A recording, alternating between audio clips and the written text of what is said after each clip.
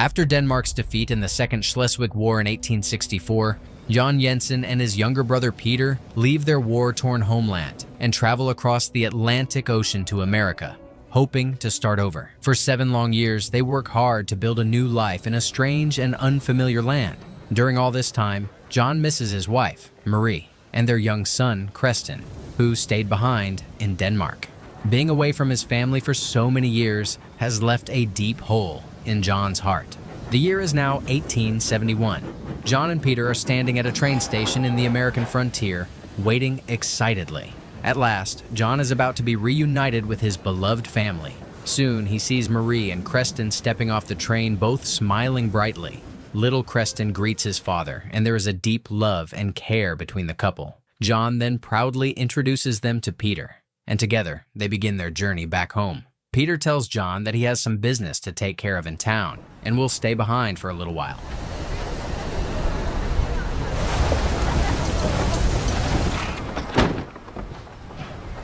Hello. Ma'am, my wife doesn't speak the language. She will learn. The moment is interrupted when the couple setting parallel is ordered out and replaced by 2 tough, dangerous-looking men.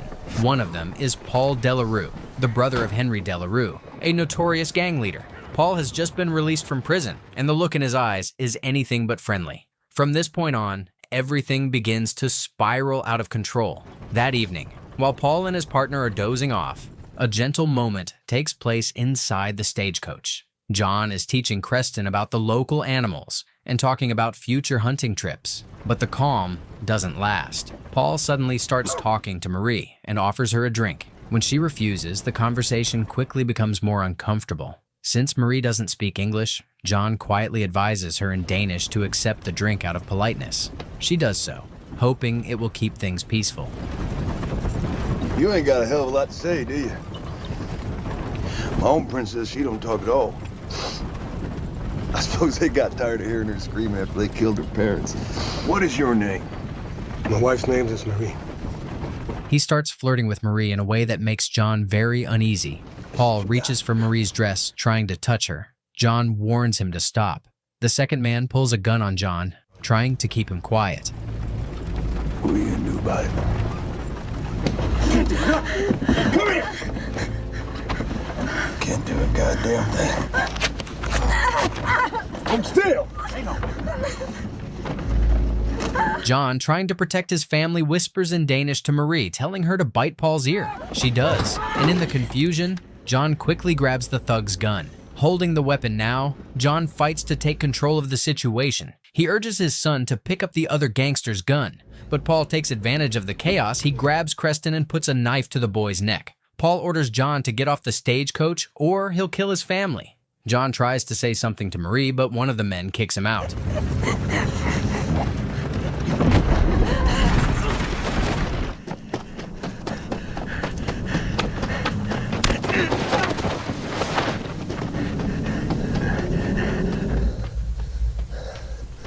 Eventually, he finds Creston's lifeless body lying by the roadside. Heartbroken, John collapses, holding his son and crying. Slowly, he picks up the boy's body and walks away. Further down the road, he finds the stagecoach stopped. John gently sets Creston's body down and walks up to the dead coachman, taking his gun. Using his old soldier skills, he fires a shot to startle the horses, then carefully aims at the gangsters. He quickly kills one of them and chases after Paul, who is trying to run away. Paul begs for his life, claiming he didn't hurt anyone.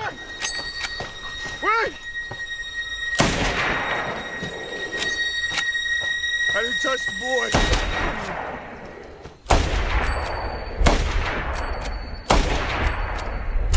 The next morning, Peter arrives. He had noticed unusual horses around and came to investigate. He finds John crying over the bodies of Marie and Creston. Peter tries to comfort his brother. John tells him that he didn't know the men who did this. The two brothers hug, both deeply grieving, and now all they have left is each other. The scene then shifts to a dusty town in the Wild West.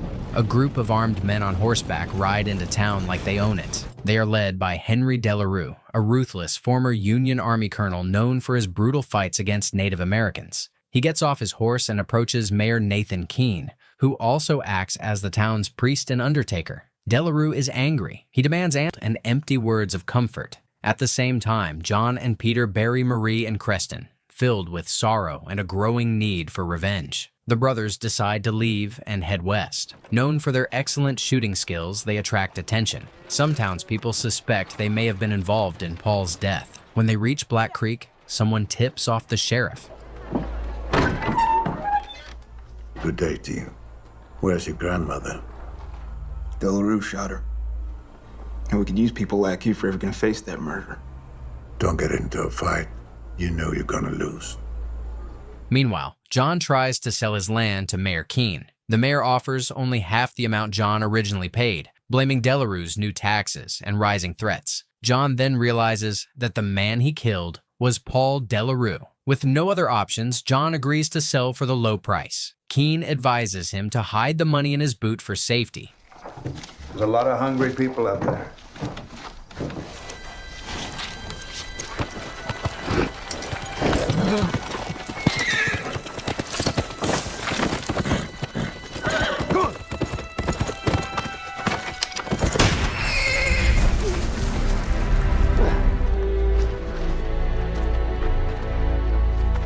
Around the same time, Delarue and Madeline, aka the Princess, meet with businessmen from the Standard Atlantic Oil Company. They hand Delarue a bundle of money and warn him to be careful with his violent actions. They reveal that the federal government has cut off Black Creek, leaving Sheriff Malik without help. The company's goal is to buy up all the land in the area because of its oil-rich. No intention of listening.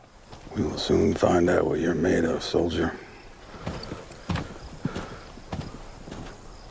His plan was simple and cruel.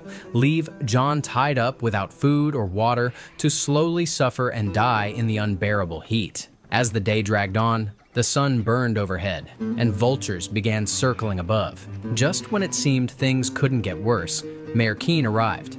At first it seemed like he might help, but instead, he stole John's boots and hidden money. Then, with a smirk and unsettling familiarity, he greeted Delarue by his first name, revealing their alliance. Meanwhile, back at the jailhouse, Sheriff Malik was away at church, and Peter, John's brother, was preparing to escape. Unlike John, Peter was more cunning in these moments. He carefully provoked the deputy guarding him, using sharp words to spark anger. Got you pretty good, didn't I? Hope you have a woman that loves you. Of course, you ain't gonna find one with that face. But it's gonna cost you extra now. That's for sure. Shut up. Now you don't just sound like a sick mule, you look like one too. When the moment was right, he knocked the man out and broke free. Back at Delarue's hideout, it became clear that Delarue wasn't mourning Paul's death. In fact, he seemed to view Paul's widow, Madeleine, as his property now. He forced her into bed despite the bruises on her face.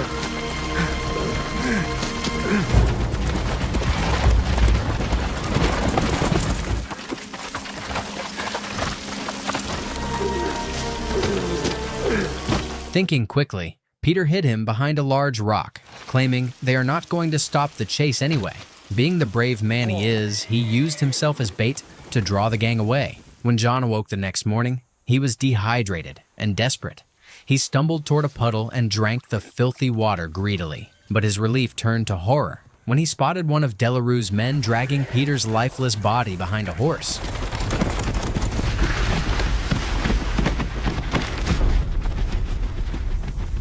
Back at Delarue's base, the safe was empty, and Madeleine had vanished. She had taken the oil money and escaped to the train station. Standing by the train with a heavy bag of cash, she looked anxiously around, hoping to leave it all behind.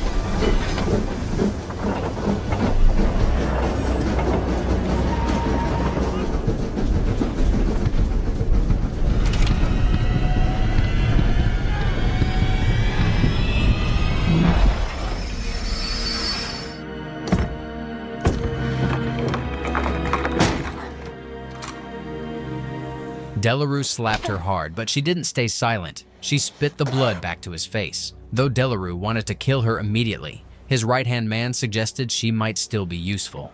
Her life was spared for now. Meanwhile, John wandered through the dry land near Black Creek until he stumbled upon Mrs. Whistler, a tough, armed landowner. She fired warning shots as he approached her well. John, desperate and parched, ignored the gunshots and pressed on. But the well was filled with thick black crude oil, not water. Once she recognized John, she lowered her gun and invited him in, giving him food and clean water. Mrs. Whistler had also lost someone to Delarue's violence, her husband.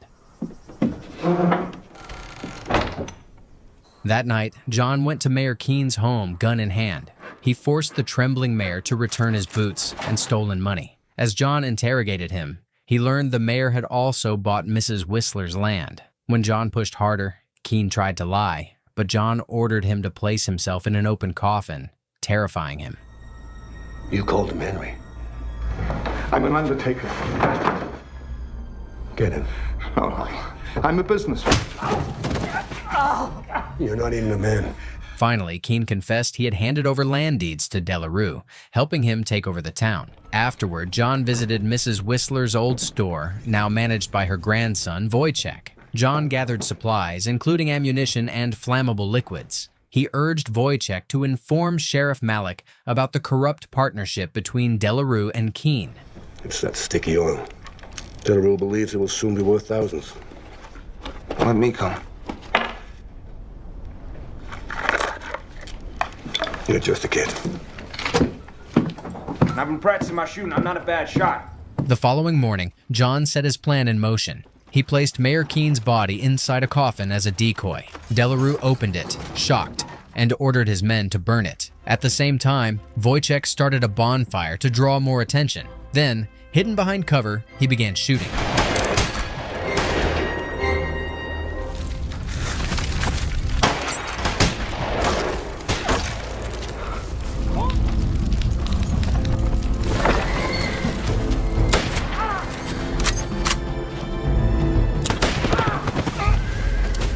Wojciech, proving himself brave, climbed to a rooftop with more flammable supplies. But the creaking wood alerted a thug below. The man found Madeline bound upstairs. Wojciech wounded his aim with a shot, but this thug downstairs retaliated and killed the boy. As the killer gloated, he lit a cigarette, unaware that spilled fuel had soaked the floor.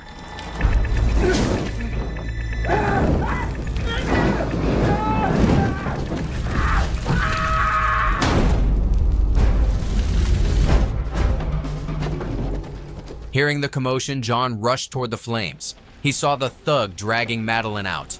With precise aim, John shot him in the leg, sending him falling.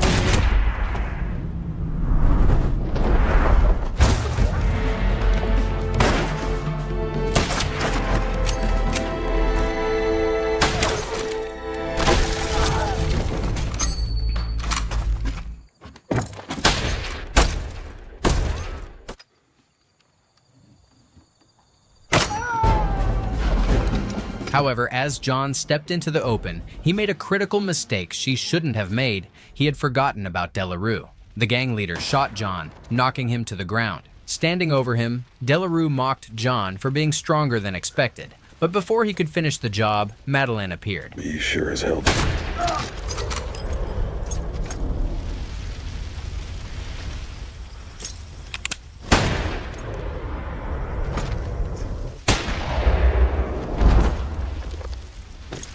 After the gunfire, John and Madeline pointed weapons at each other. For a tense moment, they stood frozen, but then, silently, they lowered their guns. They had both lost so much and now shared a single enemy. Just then, Sheriff Malik arrived with backup.